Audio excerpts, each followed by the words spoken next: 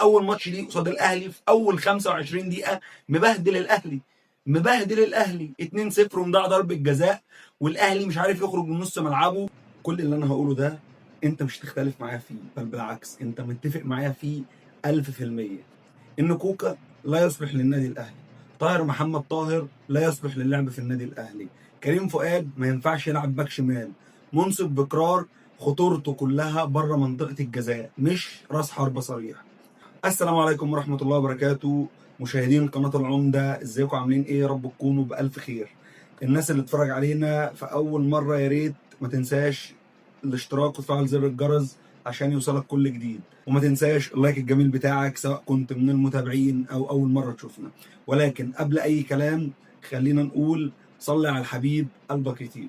الحلقه الكامله لماتش الاهلي والشرقيه انبي، وهنشرح الحالات بالتفصيل وهنشرح الماتش بالتفصيل. خلينا نبتدي الاول ونقول ان الاهلي لعب بطريقه 4-2-3-1، والحسين عموته نزل اعتمد على اللعيبه اللي عندها بدني قوي في اول اختبار ليه في الدوري. فهو الراجل كان نازل متحفظ او شبه جبن، مش تحفظ، لان الراجل كان بادئ باللعيبه اللي عندها خصائص دفاعيه اكتر، ولكن خذلوه ان هم ولا البدني بتاعهم نفعهم ولا دفعوا. وفي اول 25 دقيقه انت مغلوب 2-0 ومحسوب عليك ضربه جزاء وضاعت، يعني لو كانت دخلت كنت هتبقى خسران 3-0 في اول 25 دقيقه. طيب خلينا نقول الاول التشكيله اللي بدا بيها الحسين عموته. الحسين عموته بدا بشوبير حراسه المرمى، ناحيه اليمين محمد هاني، قدامه 2 مساكين هادي رياض والجزار، وباك شمال كريم فؤاد. لعب ب2 خط وسط، مروان عطيه وكوكا. يعني حسبي الله ونعم الوكيل، بس يعني كوكا حسبي الله ونعم الوكيل، هو كده، هو اسمه كده كوكا حسبي الله ونعم الوكيل. وقدامه قدامهم ثلاثة، ناحية اليمين طاهر، ناحية الشمال بن شرقي، وفي النص زيزو، وراس حربة منصف بكرار. بدأنا الماتش فرقة انبي واقفة على رجليها، فرقة انبي مذاكرة الأهلي كويس قوي، بتلعب 4-4-2، بتلعب على التحولات السريعة جدا المميزة جدا. مدرب انبي محمد بركات عنده 34 سنة، من المدربين اللي انا بتنبأ لهم بمستقبل جامد قوي في الكرة المصرية هو محمد الشيخ. يعني انا بص، اي تجربة فيها مدرب شاب انا لازم يعني بميل ليها، انا لازم احب التجربة دي واساندها. ليه؟ لان احنا بقالنا 20 سنة في نفس ال20 مدرب ولا ال15 مدرب، هم ما بيتغيروش، ما بيسمحوش لحد يخش جديد فيهم. فالاثنين دول انا شايف ان هم مميزين وعندهم فكر وعندهم كرة حلوه بيقدموها. يعني تخيل الراجل اول ماتش ليه في الدوري الممتاز، يعني الراجل ده كان بيدرب مسار فرقه درجه تانية، تخيل ان هو اول ماتش ليه في الدوري للمحترفين في الدوري الممتاز، اول ماتش ليه قصاد الاهلي في اول 25 دقيقه مبهدل الاهلي 2-0 ومضيع ضربه جزاء، والاهلي مش عارف يخرج من نص ملعبه. ويعني بص اداء عالمي بصراحه، عمل كل حاجه في الاهلي. فكان مذاكر الاهلي كويس، استفاد بنقاط القوه اللي عنده، استفاد بكل ميزه في فرقته، عارف امكانيات كل لاعب في فرقته، وعرف يطلع احسن ما عنده كل لاعب. فمحمد بركات مدرب نادي انبي من المدربين الواعدين اللي انا بتمنى له كل التوفيق في الفتره اللي جايه. حسين عموته بقى لما لقى الدنيا فرطت منه 2-0 ومحسوب عليه ضربه جزاء في اول 25 دقيقه، قال لك لا كده مش نافع، قام قلب وشه على اللعيبه. ففي الكولينج بريك زعق للعيبه، اي نعم نص اللعيبه ما فهمش حاجه لان الراجل بيتكلم مغربي، يعني هو عربي بس مغربي، فكان اصلا اشرف بن شرقي قايم بدور المترجم، بس طبعا مش هينفع يترجم، الكاميرات بتصور وبتاع وفي نص الماتش، فالدنيا كانت مشدوده فما ما ترجمش حاجه. فالفكره كلها اني قلب وشه على اللعيبه، زعق. جبنا جون عالمي، مروان عطيه من احسن الاجوان اللي شفتها تقريبا اخر 10 سنين في الدوري المصري.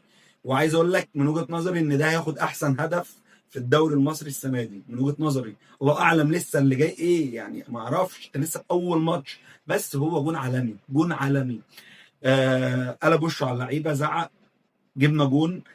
دخلنا الشوط الثاني، وائل جمعه كان ليه دور في كلامه مع اللعيبه وتعنيفه في اللعيبه وكلامه مع هادي رياض و الجزار. ولكن انا عندي استفسار كده، هادي رياض بطيء قوي قوي قوي. لو شفتوه في كرة الجون الثاني مش قادر يجري، مش قادر يجيب اللاعب بتاع مش قادر. انا ما في كانت باينه قوي فرق السرعات كان باين قوي. برضو محمد هاني، يعني هو ده محمد هاني بتاع المحليات. يعني عارف انت، انا مش هضغط على لاعب معهوش فيزا شنجن، انا مش هضغط على لاعب مش اوروبي. عارف انت لاعب اوروبي، تعالى هلعب عليك ماتش عالمي. طب لاعب محلي يا باشا، انا بتاع المحليات. انا محمد، هو ده محمد هاني المحلي، محمد هاني بتاع المحليات. سيبك بقى من كاس العالم وسيبك مش عارف ايه، لا احنا نرجع بقى لقبل كاس العالم ونرجع لقبل الكلام ده كله. هو ده فورمه قبل الساحل. ايه يا جدعان ده، ايه يا جدعان ده. وشوبير هو الكرة عملت بامبا بس برضه يتحمل جزء منها. إيه عايز تروح يوفنتوس؟ يا عم يوفنتوس، فوقوا يا جدعان، فوقوا وركزوا، تلعبوا في النادي الاهلي.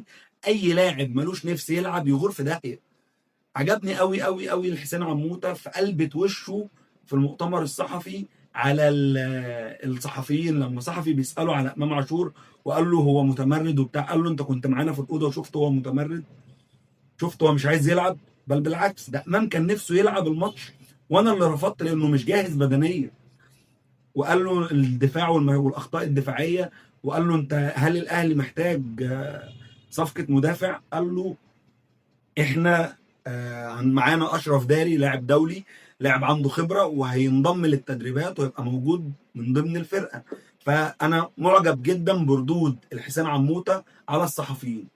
في الشوط الثاني بعد التغييرات الدنيا اتعدلت واتظبطت، وهو ده الاهلي اللي نفسي اشوفه.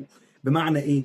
بمعنى ان انت لما طلع كوكا ونزل علي محمود، وطلع طاهر ونزل سفيان، وطلع كريم فؤاد ونزل الدبيس، الفرقه اتعدلت. بمعنى ايه؟ بقيت بتلعب بالتشكيله الاتيه: شوبير، هاني، هادي، الجزار، كريم الدبيس، مروان لوحده في نص الملعب. تمام. وبتلعب 4-1-4-1. مين الاربعه اللي قدام مروان؟ ناحيه اليمين منصف، ناحيه الشمال بن شرقي وزيزو وعلي محمود، وقدامهم بن جديده. فهي دي التركات اللي عدلت وخلتك تجيب ضربه جزاء وتجيب جون الثاني التعادل. وبعد كده عمل تغييرات، نزل قفشه وحسين الشحات، وربنا كرم اسيست عالمي من بن جديده، اسيست عالمي. ايه ده يا سفيان؟ ايه الجمال والحلاوه دي يالا؟ اقسم بالله عالمي. وقفشه يعني ربنا يكرمك يا قفشه، هي فيها صياح 5 سنين بس انا ما تمام. بقى حاجه عجبتني في الماتش بتاع امبارح، واكتر حاجه لفتت نظري في ماتش امبارح، هي عوده الروح للعيبه. بمعنى ايه؟ انت الموسم اللي فات انت كنت بيجي في الجون تبقى مستسلم، بيجي فيك التاني مستسلم، ما كانش فيه روح، ما كانش فيه ضغط، ما كانش فيه بص، كنت فرقه في عندها تراخي واستهتار ولا مبالاه كانت بص كنت كده الموسم اللي فات. طب الموسم ده اول ماتش اهو احنا شفناه مغلوب 2-0 ومحسوب عليك ضربه جزاء ومش في يومك واللعيبه مش شايفه، ولكن بتقدر ترجع وتتعادل وبتكسب. ليه؟ لان في روح، في جرينتا، في قلب، في خوف على الفرقه، في كل واحد شايل هم النتيجه. مش مهم مين نزل ومين طلع، مش مشكله. شفنا احتفال زيزو بعد الماتش بيجري ويتنطط ويتشقلب واكرم في جون مروان برضو جري وبتاعه. هي دي الفرقه اللي بتبقى على قلب رجل واحد ربنا بيكرمها. انما هنقعد بقى نقلب وشنا عشان ما لعبناش مش عارف ايه. انا مع باشا مع قرار امام عايز يمشي والاهلي مش عايز يمشيه فبيتمارض، لا يا باشا اقعد دكه. هو ده اللي عندي، هو ده الصح. بص، امام ده بالنسبه لك مكسب في كل حالاته. بعته مكسب، ما بعتوش ولعب مكسب، ما بعتوش وما لعبش مكسب. هتقول لي ازاي؟ هقول لك امام بيعه هيجيب لك فلوس كتير قوي.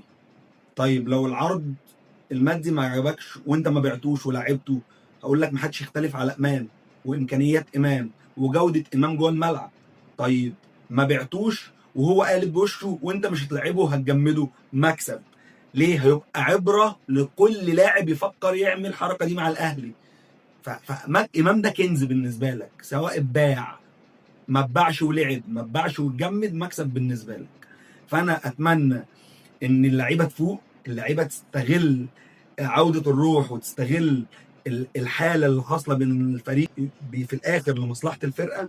واتمنى ان شاء الله ان السنه دي يكون الدوري اهلاوي، ان اللعيبه كده تبقى عندها نيه ان الدوري اهلاوي. السنه الجايه دوري ابطال افريقيا، فاهم انت يعني. خلاص بقى، خلاص الموسم اللي فات ده موسم للنسيان، مش عايزينه يتكرر تاني. وفي النهايه احب اقول لك ما تنساش تعمل اشتراك وتفعل زر الجرس وعشان يوصلك كل جديد، وما تنساش اللايك. وقول لي في التعليقات مين اهم لاعب من وجهة نظرك في الملعب، ومين اسوأ لاعب في الماتش. ومن الاخر احب اقول لك ان العمدة بيقدم محتوى فاخر. سلام.